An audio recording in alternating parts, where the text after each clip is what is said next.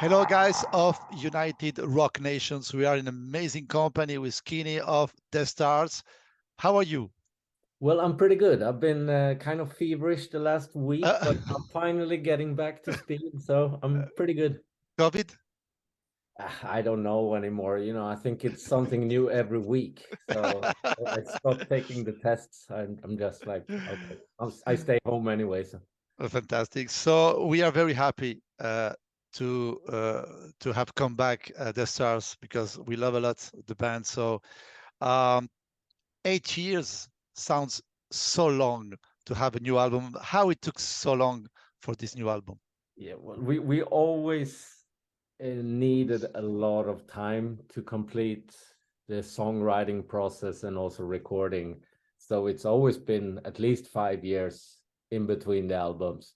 And then, we had COVID, so we had got some extra time and, so it wasn't that much longer than we used to. Of course, after the last run, we ran into a lot of troubles touring on the last, on Uh, the, after, yeah, we had a bus started burning and exploding exactly. in Austria.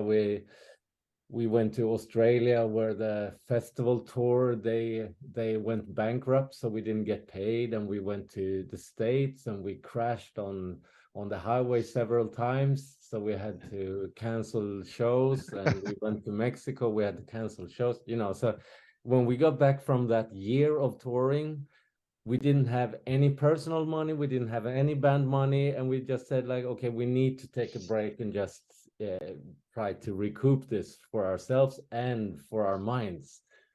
So it took maybe a year and a half to start writing music and get back to speed like that. So that's one of the reasons. And then of course we have the COVID situation. Absolutely. Yeah. So everything destroys you is now ready. So the new album is always catchy, powerful. It seemed finally that nothing changed from the perfect cult. It was the previous album to now. Is that important for you to conserve that musical identity? Well, I think it's normal because it's the same people writing the music. So it's not really, it's nothing, it's not that we try to stay within the sound. I think we actually on this album it's more extreme DEATHSTARS in all kind of ways. It's higher tempos, it's more bombastic when it's when the sound is bigger, it's The bigger. sound is big, absolutely. Yeah, and we try to evolve within our sphere, but it's still, with Whiplash's vocals, it's still going to sound like that. With Absolutely. Nightmare's songwriting, it's going to sound like in a certain way. So it's the identity of the band. If it wouldn't be, it would be another band, I think, with other musicians. Absolutely. So listening to the album, we have the impression that some songs weren't written at the same time. Some are older and some are recent. Tell us more about the songwriting process during all this year.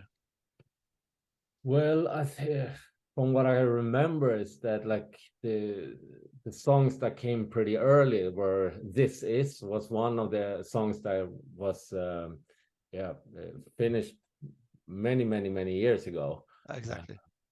and also "Anti-All" was a pretty early song, but it's been a lot like we usually work on the songs is that we have a skeleton and we're pretty happy with the skeleton, but the songs they change a lot all the way into through the whole recording process as well. So a song is never really finished until when the album is actually mixed and done. So. Do you rehearsal all together when you create the songs, or each one work separately? It's different on this album because of COVID and everything. We did a lot in separate. I know Nightmare and Whiplash, they met and have never worked as much as they as much as on this album as before. So while I was recording a lot at home, Mm, and so it differed quite a lot from how we usually do. Usually, maybe we rent a studio and go there, exactly. but on this album we had to improvise. But it sounds good. Yeah, we're happy. No, there is two first singles that you have yet published. Except the two first singles, we have the impression that the songs are mainly in mid-tempo. Mm. But Uh, that's typical Death Stars, isn't it? I think how, usually the mid-tempo is kind of Death Stars. yes, Yeah. it's why you choose mainly the mid tempos from the catchy big tempo songs. Well, I don't know. I don't have a clever answer for that. It's what makes the song the best. You Mm, can't just bounce up the tempo to make it a mm, better song. It doesn't work like that. mm. It works for some bands better maybe, but you always have to look for the best of the song. So Absolutely. So, are you sure that everything destroys you? well, pretty much, and especially today, I think it's quite obvious that you Tell, know tell us more about the meaning behind the title of the new album. For example, love destroys you. it could, it could. No, but we always play with words, and in this sense, it's what we always write about is inner conflicts, and there's so much that you do to yourself that destroys you, and then if you look at the climate in the world, there's a lot that is destroying us, and social media is destroying us. Everything is, so it's a dystopic way. It's a dystopic title, but I think there's so many levels of it, so everybody understands it, I think. Absolutely. So let's talk about some songs of the album. Hmm. I selected two songs that I want to talk about. I love a lot. It's one of my favorite songs is "Everything Destroys You." Yeah. Absolutely, the song. Tell us more about this song. Well, for me, it's one of the most catchy songs on the album. I love the hook so much. Uh, but I would say it's a typical Death Stars popish kind of song. Popish, yes. It has that hook and the melody. Um, I don't know what more to say. All the songs are written by Nightmare. Yeah, everything is all the All the music songs, part. okay. Yeah, There's another song that I love a lot. It's epic and dark. It's Anatomic Prayer. yeah, that's my Uh, favorite. oh, it's Yeah. very it's more epic than the others.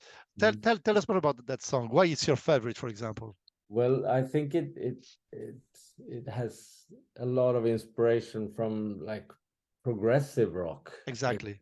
Uh, and that always interests me. When you have like the middle part, the break where you think, oh, now we landed here, but then he finds another way of transit into another key and into so you never know where it's gonna end up, and I like that. And did you do you plan to play this song live or not?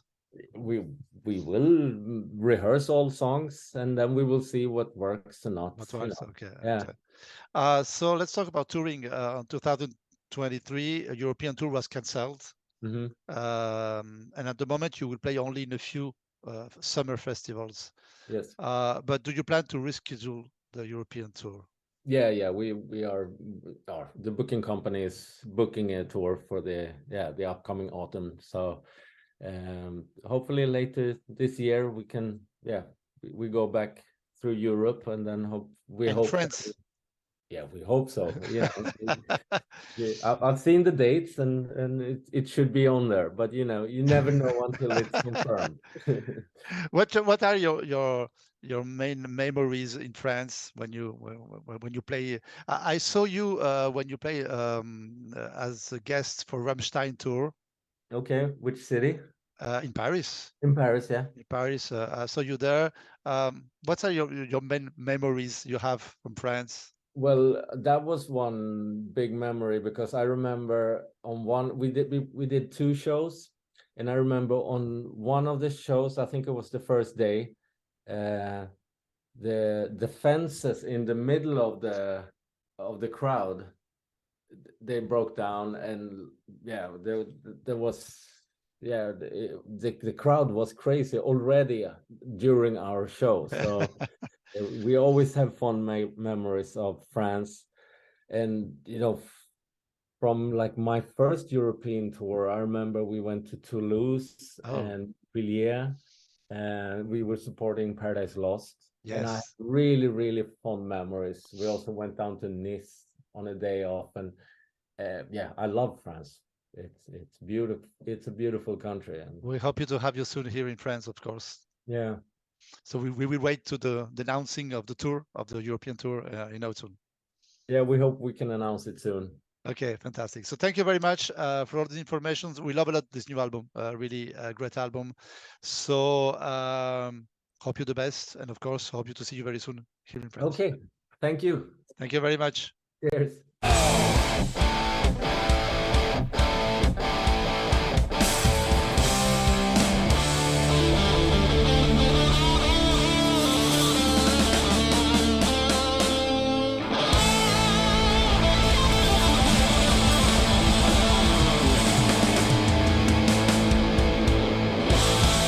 Ha ha ha!